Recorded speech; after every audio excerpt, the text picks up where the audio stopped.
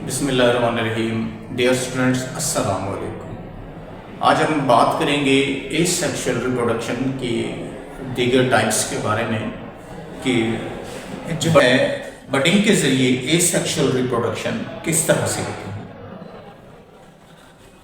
Fungus के अंदर अगर हम देखें तो asexual reproduction fungus just like east जिस तरह से हमारे पास है, ये एसेक्सुअल रिप्रोडक्शन की मदद से अपनी नस्ल को आगे बढ़ाता है। यहां पर एक पेरेंट ईस्ट मैंने दिखाया है। पेरेंट ईस्ट है न्यूक्लियस साइटोप्लाज्म। तकसीम होने से पहले पेरेंट ईस्ट अपना डॉटर सेल बनाने से पहले इसके एक साइड पर एक आउटग्रोथ सेल्स की होती है। इस आउटग्रोथ को बड कहते हैं। इस आउटग्रोथ को बड कहते हैं। इस दौरान इसका न्यूक्लियस भी थिक हो जाता है, साइज में इजाफा कर लेता है। तो इस तरह से दो चीजें, बड भी साथ साथ बनना शुरू हो जाते हैं और न्यूक्लियस में भी इजाफा शुरू हो जाता है। न्यूक्लियस जैसे ही मैच्योर होता है तो एक से दो न्यूक्लियाई में तकसीम हो जाता है। ये दोनों न्यूक्लियाई हैं ईस्ट के न्यूक्लियस जमा दो हो गए तो न्यूक्लियाई, तो एक न्यूक्लियस दो में तकसीम हो गया। बड के साइज में मजीद इजाफा हुआ, उसके बाद बड के साइज में मजीद इजाफा हुआ और दो न्यूक्लियस में से एक न्यूक्लियस मूव कर गया बड की तरफ। जब न्यूक्लियस उस तरफ मूव करके गया तो साथ साथ साइटोप्लाज्म ने भी उधर मूव किया, तो इस तरह से कुछ साइटोप्लाज्म भी उधर चला गया। अब न्यूक्लियस आप जानते हैं कि जो न्यूक्लियस है इसके अंदर तमाम हेरिडिटरी कैरेक्टरिस्टिक्स मौजूद होती हैं।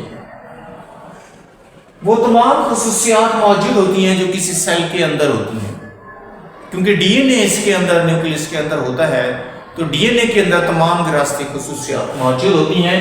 अब ये न्यूक्लियस जब इसके अंदर चला गया तो इस तरह से ये एक डॉटर सेल बन गया, डॉटर ईस्ट बन गया। इसी तरह से एक और बड एट द सेम टाइम इस पर निकल आया। एक ही ईस्ट पर एक से ज्यादा बड भी निकल सकते हैं। कभी कभी ये बड अलग हो जाता है, लेकिन ज्यादातर जो है ये इसके साथ अपने पेरेंट सेल के साथ अटैच ही रहते हैं। तो इस तरह ईस्ट कॉलोनीज की शक्ल अख्तियार कर लेते हैं। तो एसेक्सुअल रिप्रोडक्शन की मदद से ईस्ट अपनी कॉलोनीज बनाती हैं। इस कॉलोनीज में हर सेल अपनी इंडिविजुअल कैरेक्टर रखता है, एक मुकम्मल जानदार होता है। अब हम बात करेंगे एनिमल्स के अंदर बडिंग कैसे होती है। एनिमल जस्ट लाइक हमारे पास हाइड्रा है, हमारे पास कोरल्स हैं, स्पोरेंजिया है। इस तरह के जो एनिमल्स हैं वो बडिंग कैसे करते हैं, वो बडिंग के जरिए अपने नस्ल को कैसे आगे बढ़ाते हैं, एसेक्सुअल रिप्रोडक्शन की मदद से अपनी नस्ल को कैसे आगे बढ़ाते हैं।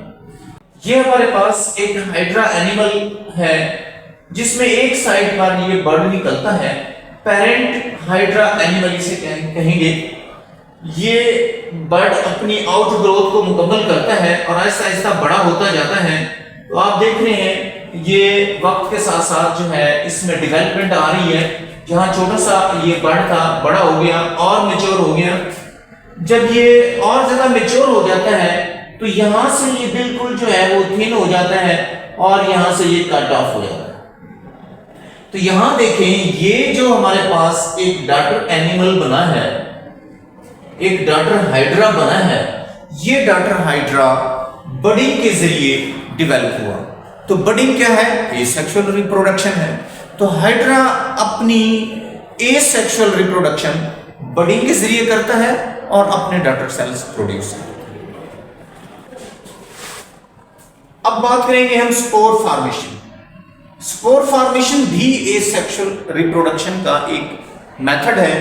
फंजाई अपने जो जनरेशन्स को बढ़ाता है वो एसेक्सुअल रिप्रोडक्शन की मदद से बढ़ाता है।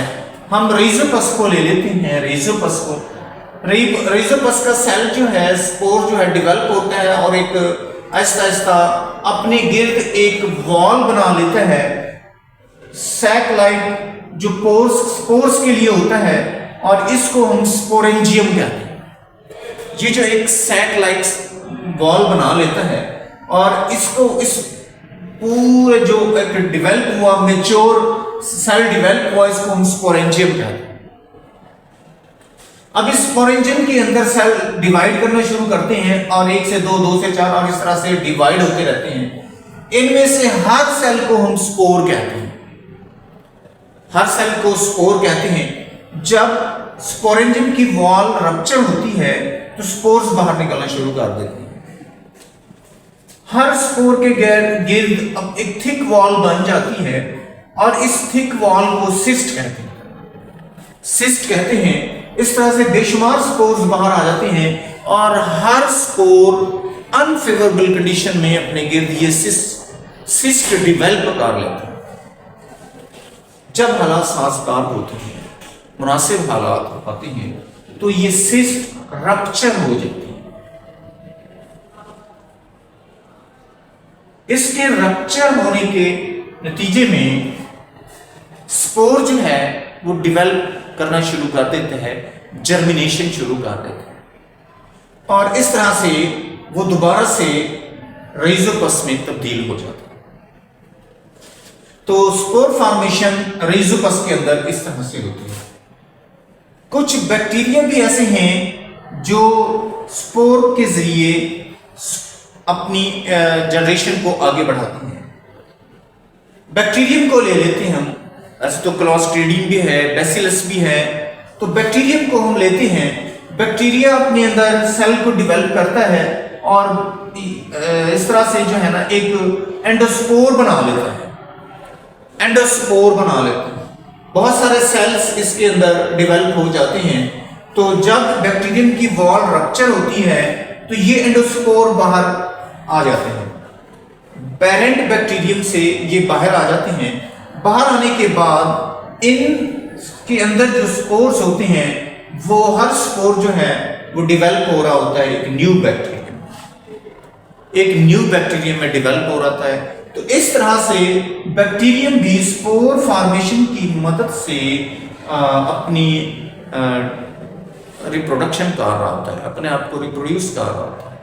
तो ये बैक्टीरियम के अंदर एसेक्सुअल रिप्रोडक्शन का एक मेथड है। Thank you very much.